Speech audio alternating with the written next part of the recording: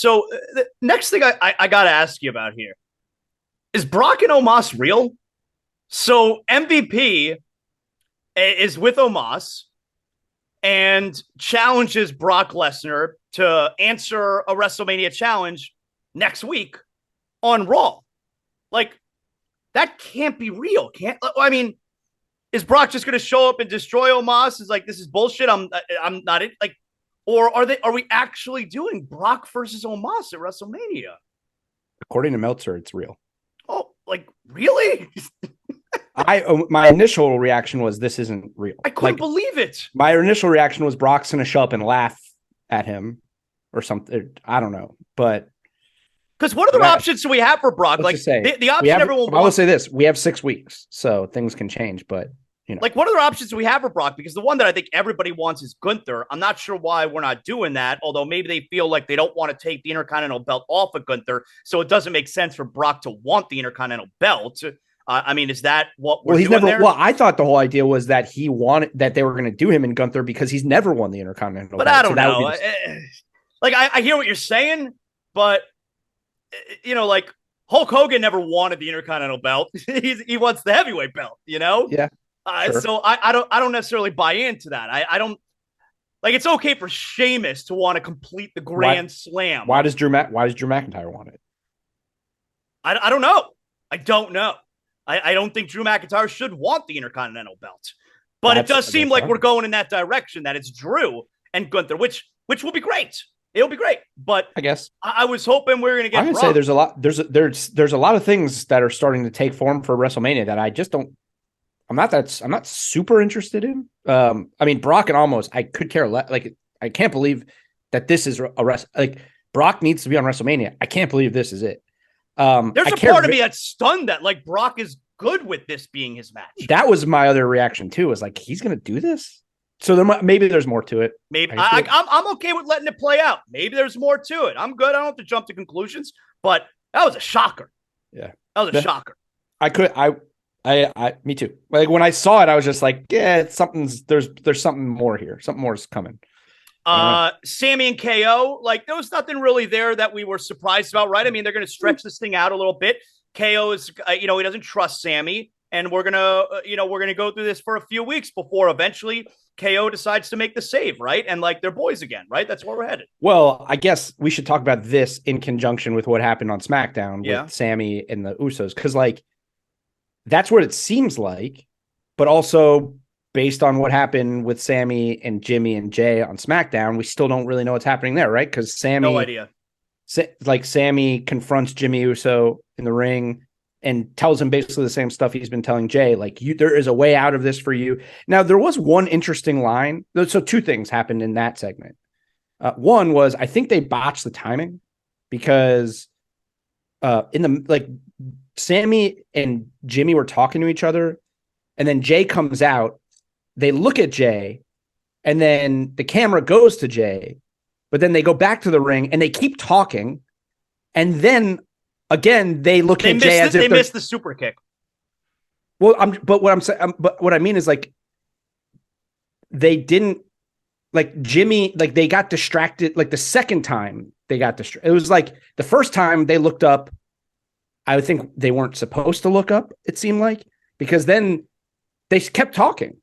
Like they kept talking, and then like a minute later, then they looked as if that was the first time they were seeing him. I see what you're saying. And then Jimmy attacked him. It was a weird timing thing, but more importantly, Sammy said to Jimmy, the bloodline's not about Roman Reigns. The bloodline's about one man. Oh, really? And yeah, he said, the bloodline is not about Roman Reigns. The bloodline's about one man, and I'm going to make sure I take down the bloodline, which was a weird line. I don't know what he meant by that. Did he mean Jay? I do love the idea, though, that there's a way. Did he mean The Rock? Did he mean The Rock? Is it about The Rock? I do love that there's a way out of this. Like, I want to, what's the way out? Like, I want to see what the way out of this is. So we're still, like, fully invested in this story where, I mean, and eventually, like, Cody is going to be the front and center, but for right now, 5 weeks away from WrestleMania, we're like still totally invested in this story. I love it. Well, and like, so KO, Sammy tries to get KO to help him. KO says, no, The only reason I made that save was so your family didn't have to go through what my family went through. And he said, "Go help your boy Jay." Sammy clearly still loves Jay. He said, and KO's not going to be interested in joining Sammy if he's still boys with Jay. Well, he said, "Go ask your buddy Jay," right? Yeah. But then Jimmy attacks Sammy, but Jay is not. Excuse me, Jay not in a rush to save Sammy. He's slowly walking to the ring. Sammy gets the upper hand on Jimmy. Jay still not in a rush, just kind of stands there. Yep. Then we get the look between Sammy and Jay, but what does that mean? That doesn't mean anything. So we still we don't know. Is Jay with Jimmy? Is Jay with Sammy? And like, where does KO fit in? I think there's still the way the backstage stuff was going with Jimmy talking to Solo. I think they're still sort of teasing Jimmy and Solo teaming up against Jay and Sammy on some level. Also, have we considered at all that the guy who beats Roman Reigns is Solo? No, why would we consider that? Solo is their brother. Mm-hmm. He's torturing them. Like, Roman is torturing the Usos. Yeah, but Jimmy doesn't believe that he's being tortured. Right, but could we go that direction? And we're not even sure what Jay believes. We have no idea what Jay believes at this point. Right, but Sammy's whole thing is he tortured me. He tortured Jay. Jay's your brother. What's the way out of this? I gotta find out what's the way out of this. Is Solo because Solo never says anything. He just makes that. He always has that angry look. No, I like it that he doesn't talk. I know, but we don't know what's going on in his mind. Yeah. Eventually, is he going to snap and protect? He takes his direction. Those from are his brothers. Sika. Those are his brothers. Those are his brothers, though. I got one more here for you from Raw, and it's really just kind of a prediction, I guess, for next week. So we're getting Becky and Lita versus Damage Control for the titles. I mean, it makes no sense, obviously, for Becky and Lita to be tag team champions, but Bayley will. I think. Oh, really? Okay, we'll get to that in a second. Yeah. Bayley needs something to do for WrestleMania. Obviously, I think Bayley interferes here. Damage Control gets the win, and that's when we get the reemergence of Trish Stratus, and we're getting a trios match at WrestleMania. So I think they were. So I was thinking that, and I think that's what everyone's been thinking, and I think that's what everyone thought was going to happen last week. Like, I thought that. I think they need big names to go up against Rousey and Baszler at Mania. And I think Becky and Lita win the tag titles, and then Rousey shows up, and that's the match at Mania. That's not bad. Because you can't have Ronda Rousey and Shayna Baszler versus Io Sky. No, you can't do that. Right? But like, if you're not going to have them go for the tag titles at Mania, what are you going to have them do? Rousey's got to do something at Mania. It's not going to be Rousey Baszler. So really, we're wondering here, what you laid out versus what I laid out is what is Rousey doing at WrestleMania versus what is Bayley doing at WrestleMania? Right. Yeah. And maybe Bayley's doing nothing. For the second year in a row? I don't know, man. She should be doing something. And the triple threat would be great. Not really meaningful, but still great. Do we have enough time for Rousey and Shayna to get mad at each other and fight at WrestleMania? Well, I think Rousey's supposed to be on Raw either this week or next week. So take that for what you will. Yes, I guess there's time there, but it doesn't seem like that's the direction they're headed in. She had the match on Baszler had the match on SmackDown against Natty this week. Yeah. And I guess what's her name? Tegan Nox is now with Natty. I don't know. And now next week, Tegan Nox. Did Ronda call Tegan Nox Skittles? Yes. That's funny. I don't know what that means, but because their hair was all different colors. That's funny. Got it. So now they're fighting. So now they're fighting next week. I don't think there's definitely time for them to break up. It doesn't seem like that's the direction they're going, but it does feel like the direction they're going is that they're going to go after the women's tag. Well, we're gonna find out either your scenario or my scenario, which one is happening. We're gonna find out this week. Yeah, but like I've been reading this week that the Ding Dong Hello segment from this past week, or either this week, because they were still in Canada. Yeah, this week, Trish was supposed to be there. Trish was there, right, and they held her off. And she had to leave for some reason or something happened. Can I tell you how funny? Maybe they decided to pivot. Dude, Bayley's so great. Like when Becky and Lita come to the ring, and she's like, "If you're gonna come here, if you're gonna come on Ding Dong Hello, you enter through the door. You come through the door." That's funny, man. No, Bayley's great, and I would almost, if we're going to do Bayley and Becky at Mania, I would almost rather just be Bayley versus Becky. Like a real match and let there be a blow off to whatever's happening here, because the triple threat match would be cool and it'd be fun to see Lita and Trish, I guess. But like, what does it do? What is it? I think we're getting the 3 versus 3. It's an easy way to get as many people on the card as possible. That's 6 women right there. Yeah, but like Rousey has to be at Mania. I know. Well, yes. So what does she do? And like, as much as great as Bayley is, Damage Control has kind of been a bust. Like as a group, like they're cool, but like I know Dakota Kai's been hurt for a while, but like they don't do anything. Oh, is that what's going on? I think she's been hurt. Okay. Well, that she had a crutch, and I don't think it's like a gimmick that she's coming out. No, you're right. EO's had some singles matches, so that makes sense. Right. But I don't know. I think it's probably time to take the tag titles off them too. Like they don't defend them, and WWE's really never been able to make those titles important.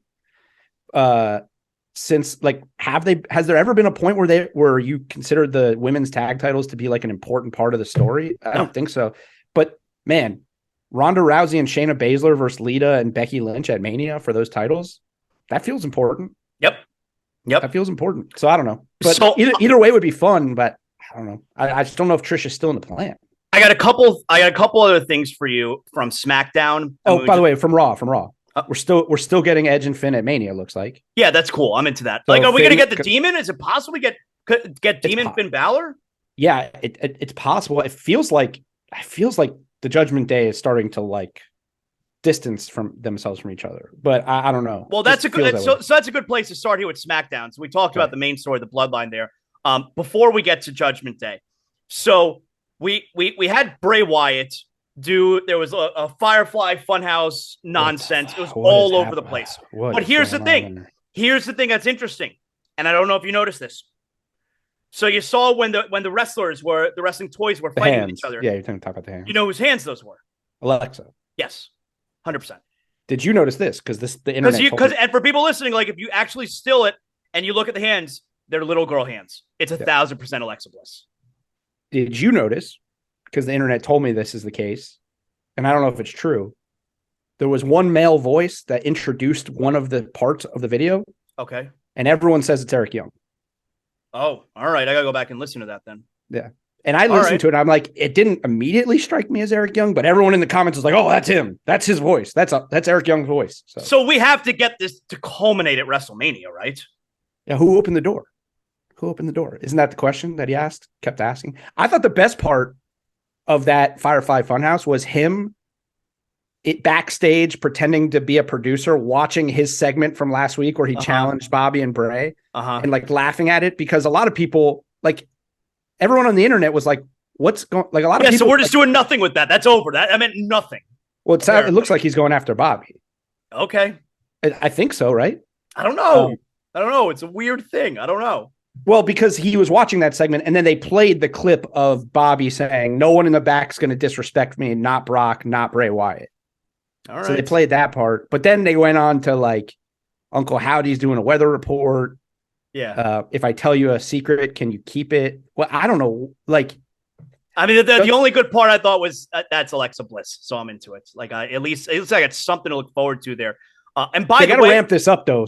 They got to ramp it up. Like something's got to happen. Like they need to introduce more characters, or they need to do something's got to happen, because I don't mind it. Firefly Funhouse is fine. It's pretty. It can be entertaining, but it like I said a couple weeks ago, it feels like we're just kind of right back where we were pre-firing with Bray. Like, well, unless we get this faction to finally emerge, and let's go. Yeah. You know, Eric Bischoff had a great line about Bray on his podcast. Yeah. He said, I admire the presentation, but I feel no connection to the character of the story, right? Like, it's all very cool to watch. Firefly Funhouse, that's a highly produced segment. Like, that feels like that takes a long time to put that together. Yeah. But I don't know what to feel. Like, I don't know, because I don't really understand it that well. And it's like, I don't have a connection there. So, like, it's all cool and fun, but, like, I don't really, and I thought that was a great way of putting it. Like, the presentation, I respect it, but what am I supposed to feel about this right now? Well, I'm so dismayed by the whole thing, because even if I find all this stuff right now entertaining, I never get the payoff in the ring. I never, ever, ever get the payoff in the ring. So I feel like it feels like I'm watching a TV show where I'm going back to binge a television show, which everyone says is amazing, but the finale sucked. I don't want to go back and watch the show then. If the episodes are great, but the payoff is terrible, I'm not into it. And that's how I feel. Would you like this? Would you like this? Would you like this? Would you like we introduce the new character, whoever it is, and we get the Wyatt family version 2.0 versus the reformed Hurt Business? Yeah, it'd be cool. Yeah. That could be fun. That could be fun. Yeah. Well, one more thing from SmackDown, and then we're going to get to Victor's notes. He's going to give corrections, from last week, all right? By the way, for folks... I got a couple things, though. But we could go quick on them, but go ahead. By the way, for folks listening, however you're listening, you like, you rate, you comment, you do all that good stuff. That's helpful, of course, for the show. Also, SmackDown, look, I think the most fun there was Charlotte and Rhea and Dom. Dom's the star, dude. By the way, man, shout out to my guy Peter Rosenberg on his Cheap Heat podcast on The Ringer this week. He did about 30 minutes with Prison Dom, and it was like full on kayfabe interview. Yeah, it was all of Dom. Everything Dom does now is kayfabe. It was fantastic, and I sent Peter a message like, dude, like laugh out loud, funny, man. So go back and listen to Peter Rosenberg and Prison Dom. Again, it's The Ringer, Cheap Heat. That's his wrestling podcast, of course. That was really good, but smart of them to involve Dom because everyone wants to cheer for Rhea. All right, she's great, but if it's Dom out there, yeah, like that's going to get all kinds of heat on that side. But here's the thing with Charlotte. I think Charlotte stinks as a babyface. She's such a natural heel. Charlotte is clearly, especially because if they're going to use Dom in this fashion, Charlotte is the babyface. All right. Charlotte needs to really let everyone know she's the babyface. She has to lean into it. And like when she brought up, I got my own Poppy at home, like that's a good line. All right. People are going to cheer for that kind of shit, but she needs to. She's got a much thicker accent. Yeah. She needs to lean into that kind of stuff and really, and really let everyone know she is the babyface because she's not great at it. And them involving Dom in the story is obviously perfect. That's good stuff. Yeah, Dom was the star of SmackDown. Yeah.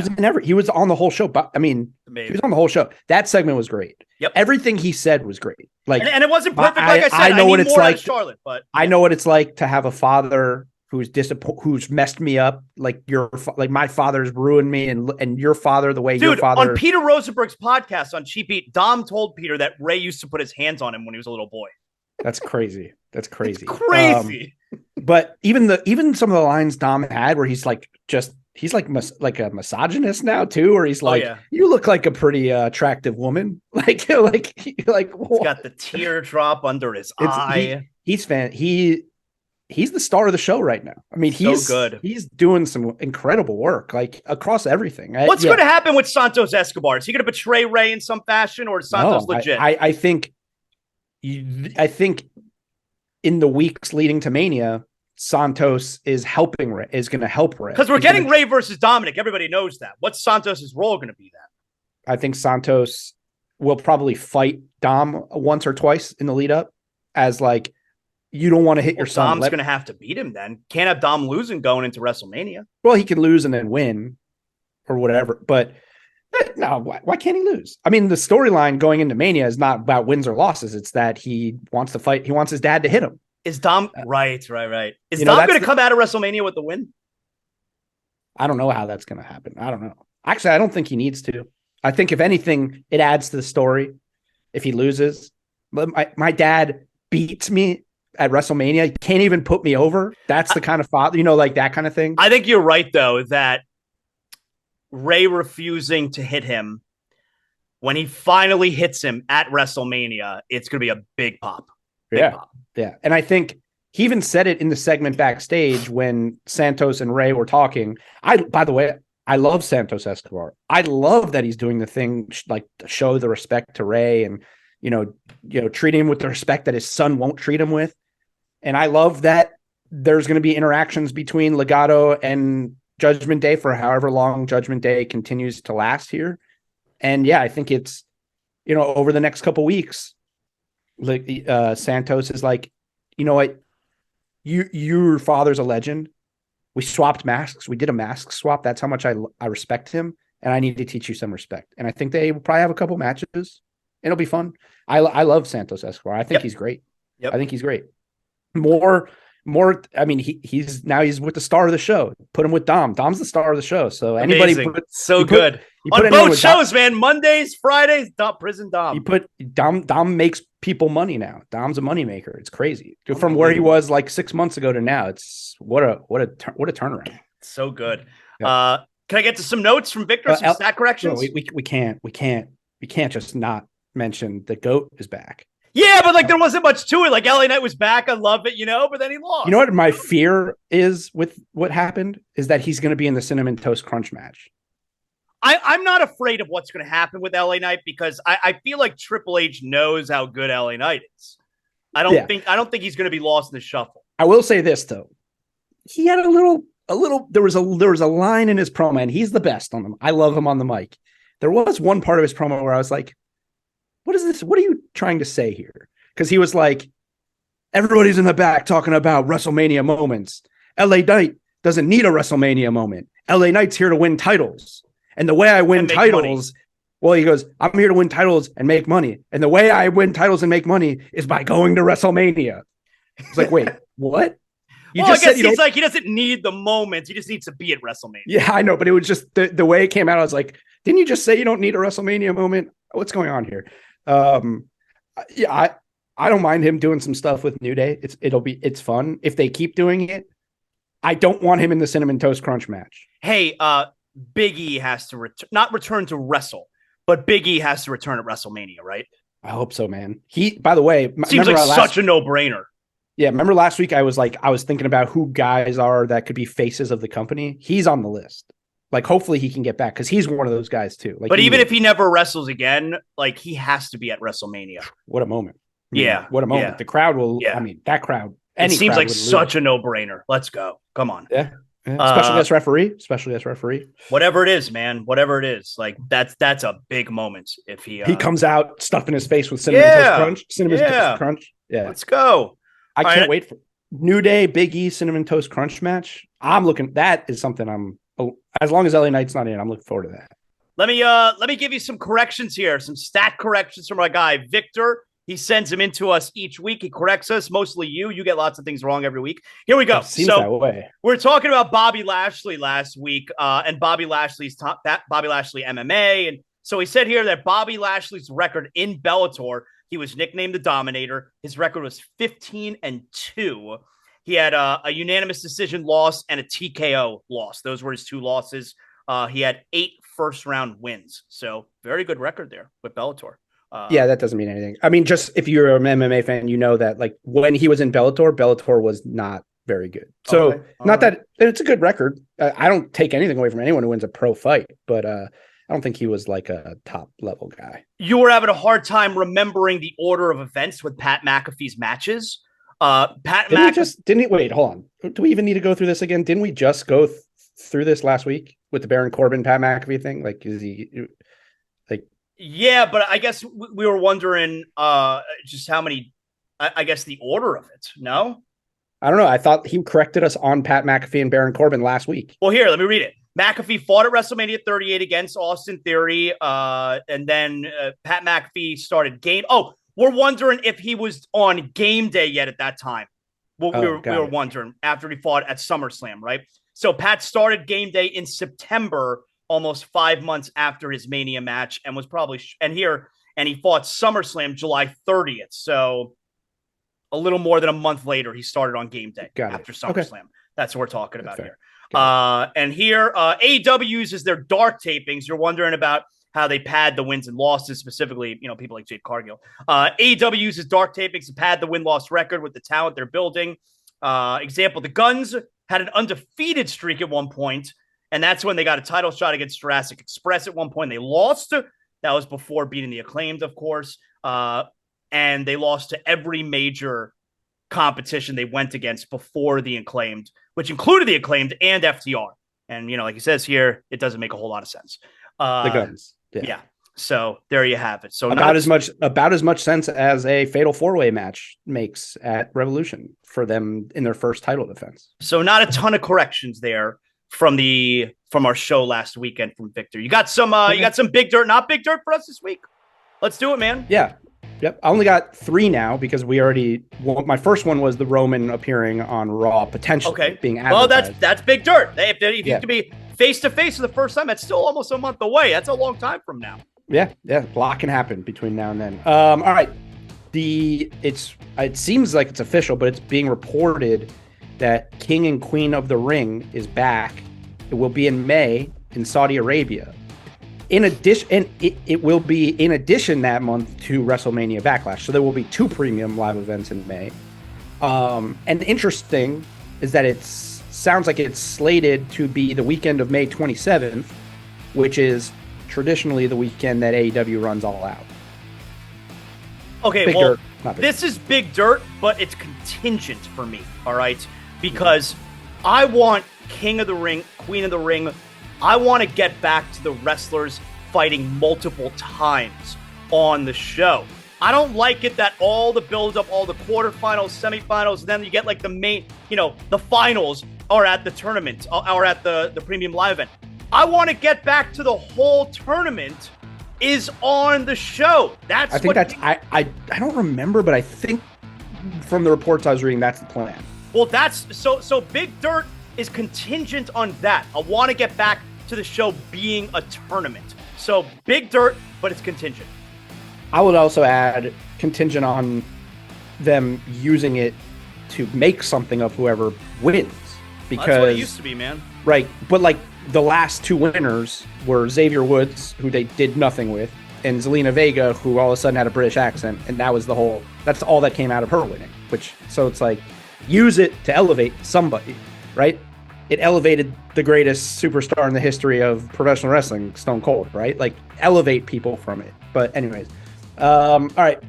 I talked last week about the Kenny Omega free agency stuff. Yeah. So Meltzer is reporting now that not only is WWE going to go hard after Kenny, but the Young Bucks also. And they're represented by the same guy who has done a lot of deals with WWE. Not necessarily saying that they're going or anything, but that, it sounds like what he's saying is that the people he talks to, whoever those people are, a priority for them is to make a big offer to try to steal these guys because their deals are up soon, it sounds like. Look, that's very big dirt. I don't believe it's going to happen. I think if you're Tony Khan, you can't allow it to happen. So you offer them whatever they want, whatever it is. Like, I don't know if it'd be a death knell for AEW, but it'd be a massive, massive blow if they were to lose those guys. So I don't think it's going to happen, but the potential is obviously big dirt. Yes. I think it is a death knell. They lose those guys. The Elite's gone. The company's called All Elite, and the entire Elite is gone. It's almost like very, very bad.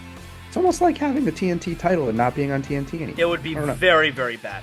Yeah, man, it'd be rough. All right, last one. We just talked about McAfee. So Pat McAfee put out this whole long tweet this week because his show's been off the air. He put out this long tweet about his future and what's next and this and that, but part of it was about WWE. Yeah. He wrote, I got a baby girl on the way. What does that mean for my future with WWE? I love it, in all caps, love in all caps. But they're allegedly going to be sold. Who's buying them? And do I want to work and make money for those people? Big dirt, not big dirt. And I think not just for McAfee, but I guess on a bigger scale, I think he's asking a question maybe that a lot of people might be asking, right? So is that big dirt that's the way people might be thinking, depending on who buys this company. I'm going not big dirt. I love Pat McAfee. I love him on WWE, but he's super replaceable.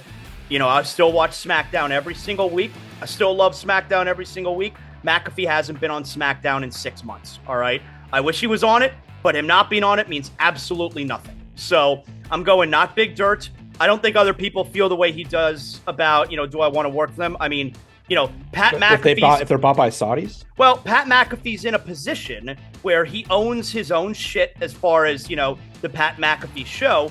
he's allowed to say, F you, I don't want to work for these people. People, superstars who are working in WWE, they don't own a wrestling promotion. They don't own their own business otherwise. This is their job. So I don't see them saying, all right, I don't want to work for that person anymore. It's like they don't have that kind of freedom that Pat McAfee has. He can say something like that. He can pick and choose where he works.